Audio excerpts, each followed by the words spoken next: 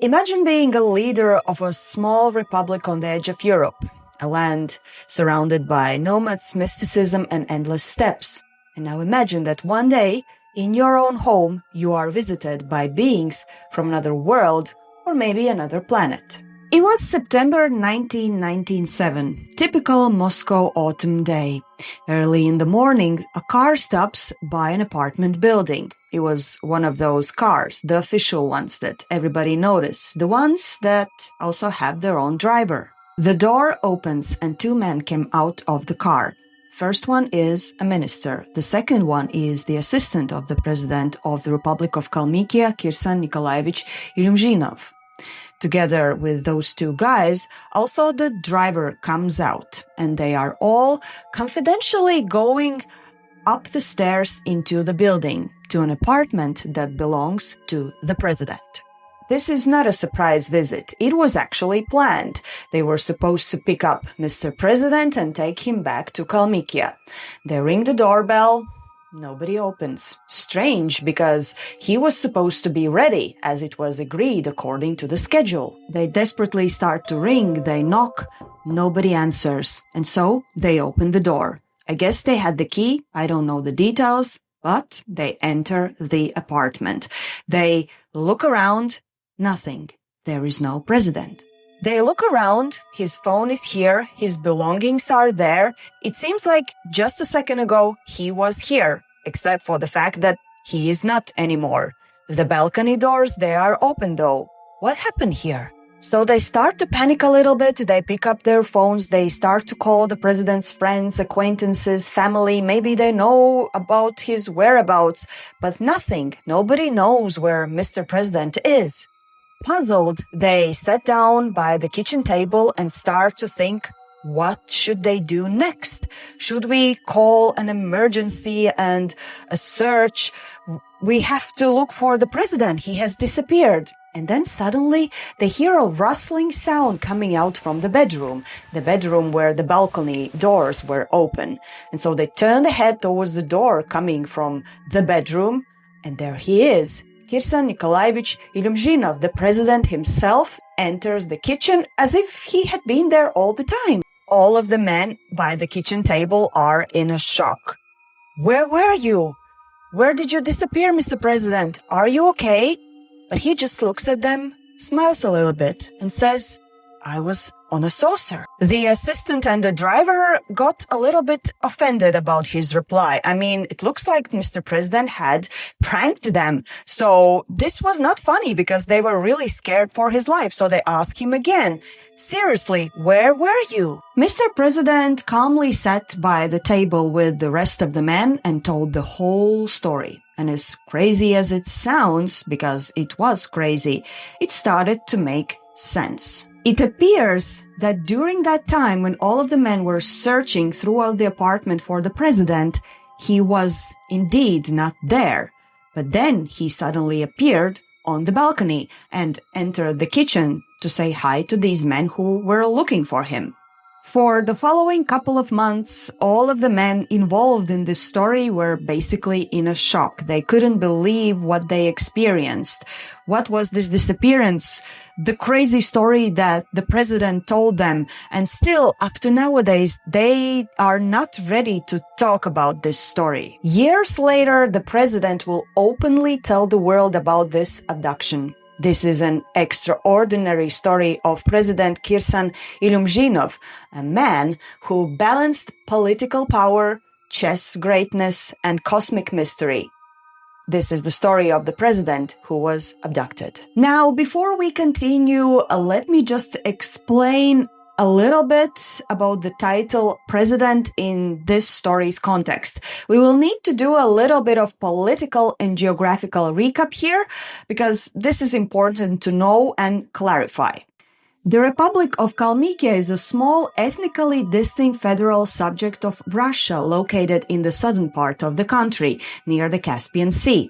It is unique for being the only Buddhist majority region in Europe, home to the Kalmyk people, descendants of the Oirat Mongols who migrated westward in the 17th century. After the Soviet Union's collapse, Russia's regions gained more autonomy, and many adopted the title president for their leaders. In the year 1993, Kirsan Ilyumzhinov was elected as the first president of the Republic of Kalmykia, a role equivalent to a governor, but with a more prestigious title. This naming trend ended in the 2000s when Vladimir Putin's federal reforms standardized the titles of regional leaders to avoid confusion with the Russian presidency. In year 2005, the office in Kalmykia was officially renamed Head of the Republic, though Ilyumzhinov retained the same powers until stepping down in the year 2010. So this is why I'm going to call him president throughout the story, because actually during that time he was kind of president. And so a little bit about him. Kirsan Nikolaevich Ilyumzhinov was born in the year 1962 in Elista, the capital of Kalmykia. Raised amid ancient traditions and tales of cosmic forces, young Kirsan showed an early gift for strategy and curiosity about the unknown. His childhood friends remember a boy who was quiet but intense, thinker, already planning multiple moves ahead, whether it's in chess or in life, and chess will play an important part in his life. After graduating with a degree in economics from Moscow State Institute of International Relations, he returned home and quickly entered politics. By the year 1993, at just 31 years old, he was elected the president of Kalmykia. His vision was ambitious. He would transform the region not only politically, but also culturally, making it a center of international and spiritual growth. Central to his politics plan was also chess. That was his lifelong passion, and he poured millions into building grand chess palaces in Elista, and this attracted different prestigious chess tournaments. And with time, under his leadership, Kalmykia became synonymous with chess, and it also was often referred to as global chess capital. Everything was going according to the plan. I mean, he himself was very charismatic. He was carrying out all of these grandiose plans. Everything was kind of going okay. What could go wrong? Well, how about president gets abducted by aliens? And so during one night in 1997, everything changed upside down in his life. So according to himself, he was in his Moscow apartment, and there he claimed he was visited by some kind of mysterious entities that he has never seen before in his life. And so he described these entities as humanoids that were wearing tight, glowing yellow suits. Their eyes were large, deep, and unreadable. They were not speaking to him. Instead, they would communicate telepathically, so they would plant all of these ideas straight into his mind. And I quote, "They spoke to me without words. I saw visions, warnings about Earth or atmosphere and their inability to survive here." He was taken aboard on a ship, a place of pulsating light and shifting walls. Time felt distorted there. Minutes shifted into hours. He was shown flashes of cosmic history and advanced technologies beyond earthly comprehension. Also, he said that the beings scanned him, but they didn't harm him. After approximately 40 minutes, I don't know how he knew, since he said that time was like shifting from minutes into hours. After these 40 minutes, according to him, they returned him back safe in the apartment, as nothing had happened, and everything since then changed in his life. Unlike most of the abduction tales, where people usually lose their memories or remember only like little parts of it, Ilyumzhinov remembered completely everything into vivid details. And he also said that after this encounter, things would repeat, so he would still continue communicating with these beings. So they would telepathically still contact with him, and this would change his political views and also worldview. So they were still like in touch, if I can say like that. And also in some sources I read that some of his colleagues at one point started to notice that he was acting a little bit differently. And I quote, some of them anonymously in one of the newspapers said that he seemed to carry a secret burden. So I don't know if this was true since it was anonymous, but yeah, people would notice some changes in him. For many years, Ilyumzhinov kept this story private. That was until a groundbreaking televised interview with the Russian journalist Vladimir Pozner. He is one of the Russia's most respected journalists. And in that interview, he was speaking very openly about this experience. And this would change everything because now he would become famous as the president who was abducted by aliens. Now, let's go back a little bit to that interview because it was really interesting. So you know how important the interview was and how highly respected these kind of interviews are. Vladimir Pozner is one of the Russia's most respected journalists and television hosts, known for his thoughtful and balanced interview style. His flagship program, Pozner, where the president was participating, features in-depth conversations with prominent figures across politics, culture, and science, standing out for its calm, intellectual approach in a media landscape often dominated by sensationalism. Bilingual and internationally experienced, Pozner is regarded as a bridge between Russia and the West, admired for fostering dialogue and nuanced understanding. While some critics question his occasional closeness to the government, he remains widely respected as a credible and professional voice in Russian journalism. And so, in this very highly respected show with this very highly respected journalism, Ilyumzhinov decides to come out clean and tell, yes, I was abducted by aliens. And so, in this interview, Pozner gently and politely asked him, are you sure this was not a dream, hallucination, or a fantasy? To that, Ilyumzhinov replied with a little smirk. I am certain I would never say such a thing if I did not believe it with all my heart. When asked about whether the aliens were interested into learning some state secrets, Ilyumzhinov replied, no, they spoke of humanity's future and survival, but not politics. And so here is a part of that interview. I translated it for you from Russian, and here goes. Tell me a bit about how it happened. It was Sunday, September 1997, and I was about to go to Kalmykia. I arrived at my apartment here in Moscow. In the evening, I read a book and watched TV a bit and was about to turn in. I started to fall asleep already when I felt that the balcony opened by itself and someone was calling me. I approached the balcony and saw something that resembled a white tunnel. It was almost transparent. I went into the tunnel and saw humans in yellow spacesuits. Then we started to communicate. I'm often asked in what language we spoke. I believe we communicated with our thoughts. I felt as if I lacked oxygen and got scared at one point. They gave me an excursion of this craft. They informed me that they need to take some samples from me. After that, in the interview, he continues to say that he managed to ask the aliens the question why they are not contacting people on the Earth and like showing themselves. And they would reply to him that humans are not ready to do that yet.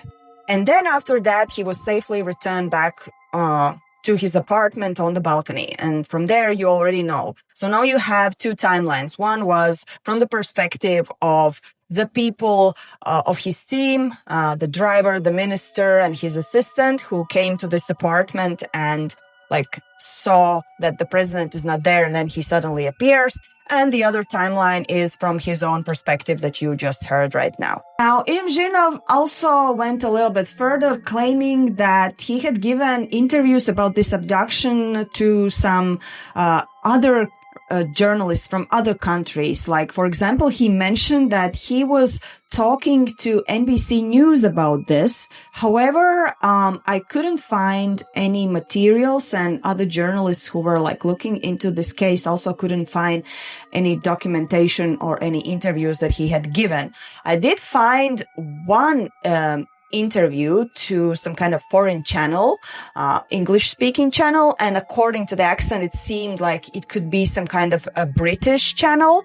And there he has this interview where he tells about his experience. Now, in this interview, he was telling, I quote, I was taken from my apartment to this spaceship and we went to some star. After that, I asked, please bring me back because the next day I should be back in Kalmykia to Elista.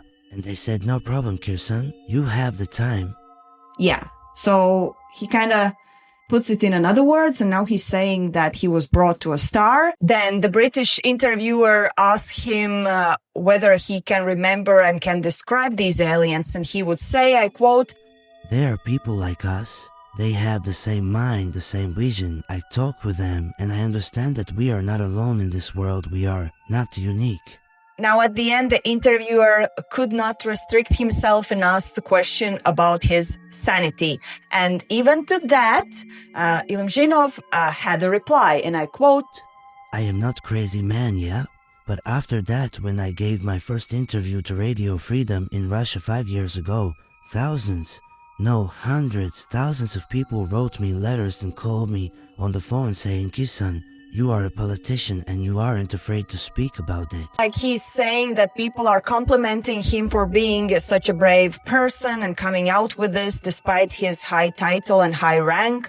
I mean, I see a point in it, but yeah, still, for me, it is a little bit suspicious at this point. And once again, further in the interview, he explains a theory that he would develop further after coming out with this story. He would really kind of link it to the topic of chess. He explains the theory that chess is a game that was given to us from above, from the space, basically from aliens, from more intellectual beings. And here is how he explains this theory. He says that it is important to note that chess rules are the same everywhere in the world, wherever you go, whether if it's Africa, Asia, Europe, or any other corner of the world.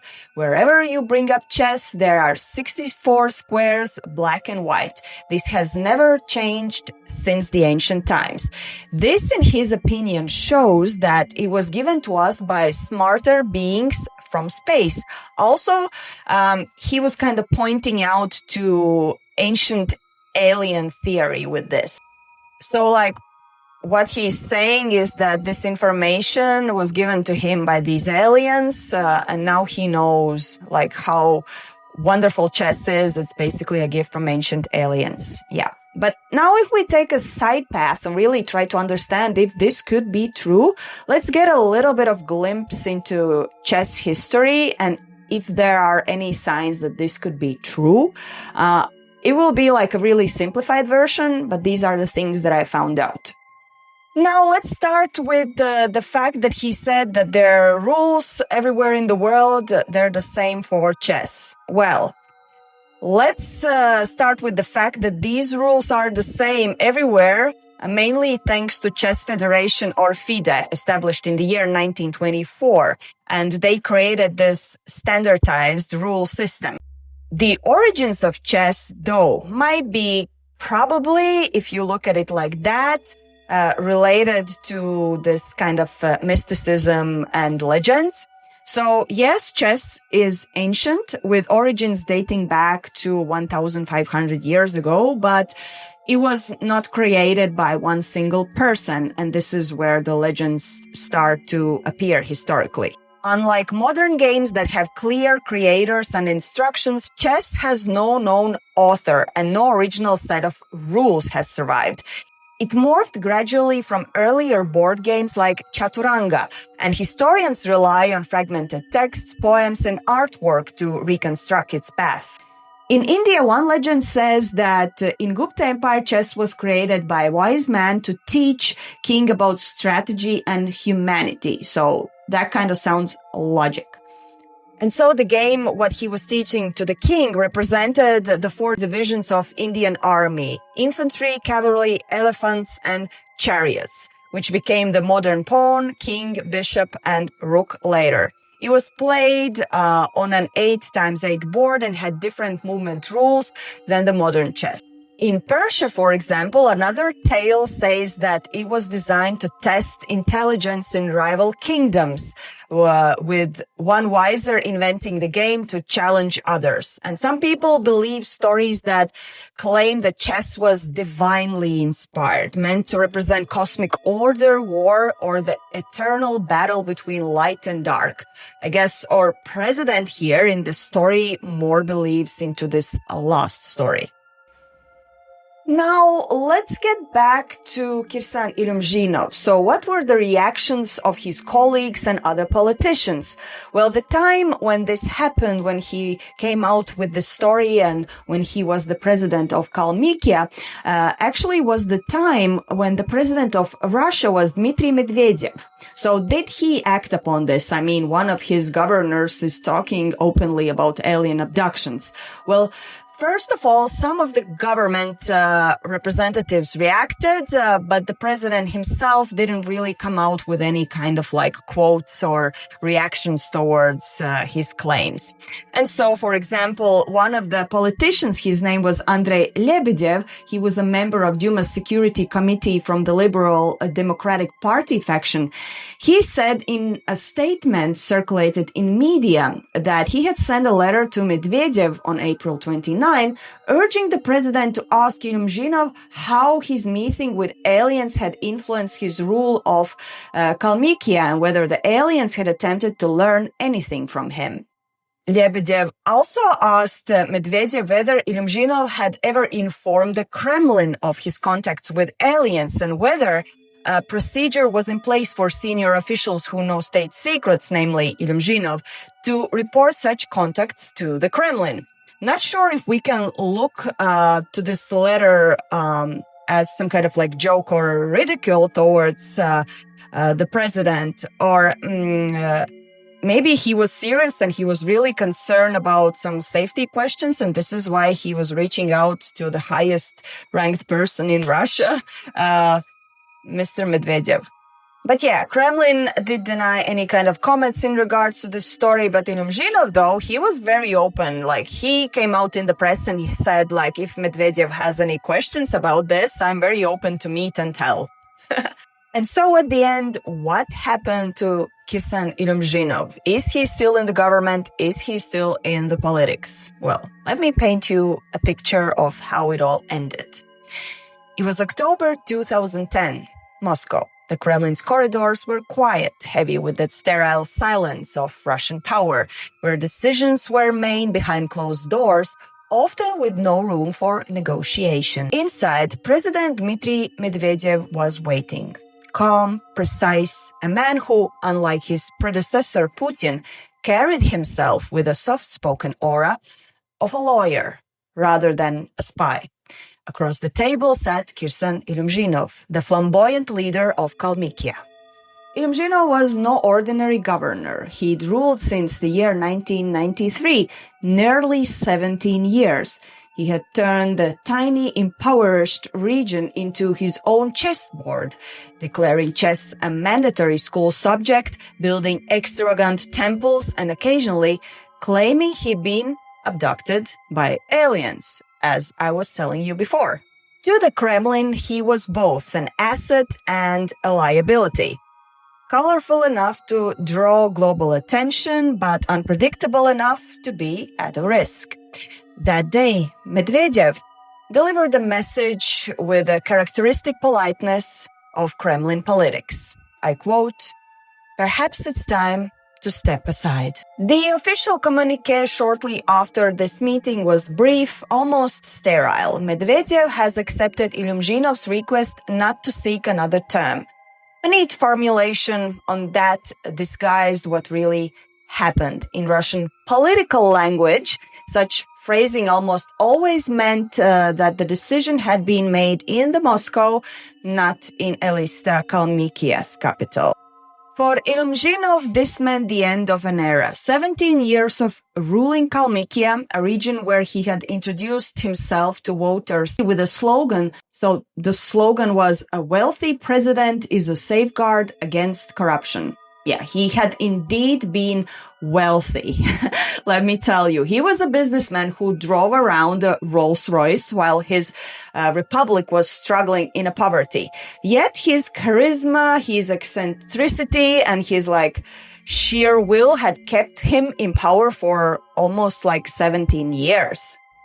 So all in all, he had this, as you say in French, je ne sais quoi, and that kept him into power. But then times changed, and Putin's reforms in the mid-2000s kind of demanded for personalities with less flair and unpredictability, and Moscow wanted discipline, Moscow wanted no drama, and Ilyumzhinov was definitely drama. And so Ilyumzhinov left quietly. Publicly, everybody was supposed to think that he decided not to continue, but behind the closed doors, everyone believes that he was asked to go. There were no protests, no dramatic farewell speeches from him. In Elista, a new man, Alexei Orlov, was installed as the head of the republic after him. And he was a steady bureaucrat. He was the exact opposite of what Ilyumzhinov was. And after that, he did still remain in the chess circles, but he was less publicly visible. He also didn't write any memoirs or books or articles about his experience, although in some of the interviews he mentioned that he will definitely do that. Also, there are no public records about if somebody made a psychological evaluation of Mr. President Kirsan Ilyumzhinov of that time. So, yeah, all in all, that is everything that happened with him after he resigned from his presidency. As to witnesses, I must say it's also kind of suspicious. Despite the fact that Ilyumzhinov claimed that his driver, minister, and assistant were present during the time when he was abducted, and they were the ones who found him after he was returned back to the apartment, there are no publicly available interviews, statements, records featuring this driver, minister, or the assistant. Maybe they are scared, maybe they just simply don't exist. All known accounts and all the facts about the story come literally from Ilyumzhinov himself, basically from the interview with Pozner and all the subsequent events where he participated and told about it. And how about family? I mean, usually when you come out with these kind of scandalous announcements and stories, family is the one who learns first and the ones who are standing by your side when nobody believes you, like your parents or wife or husband or kids. Well, his family keeps a very low profile all of his presidency's time. It has been like that. There's not so much known about them. What we know and what I learned from different sources on the internet is that he has a wife whose name is Inna, and supposedly he has at least one daughter, and they haven't made any announcements in regards to this case, or in general, we don't really know how they react to these stories. And so the main question is, was Kirsan Ilyumzhinov, the ex-president of Kalmykia, really abducted by aliens? Is it a myth or a story that kind of originated in his head? Or did it really happen? Now, here's a question to you. What do you think really happened? If you ask me, actually, I don't really have an opinion about this one. First of all, because we don't have any kind of proof or really credible witnesses. It's just him. But one thing probably I could believe is that maybe something did happened to him during his life that kind of raised questions and made him maybe believe the existence of aliens. Not necessarily it happened during that night. Maybe it happened during his childhood. I don't know. And this is from where the story originates. But if you would ask me a question, do I believe that he was abducted during that night? I would say the chances are like 80 to 90% that it didn't happen. But yeah, I want to know your opinions. So write down your ideas, comments, thoughts in the comment section. Make sure you have subscribed. Make sure you press that like. Also share this video with anyone who would be interested in learning about this story. And also tell me if you have heard about this story, because I bumped into it really, really accidentally, and I just got very hooked. It's very interesting. That being said, thank you so much for watching my videos. I truly appreciate that. And I also want to shout out to David Craig. Thank you for your support always and being my first Patreon. You should also check out my Patreon because there are some tiers that you might be interested in. So there's a tier where you are the first one who sees the video before it's published on YouTube. And you get also a shout out here on my video. And then there's also a midsection tier. And then there's also, of course, free following. Yeah, thank you so much, everyone, for your support. And also thank you to my husband who makes this studio look really nice. And yeah, just the last comment from Vasya, I guess. Vasya. Really? Vas. Vas.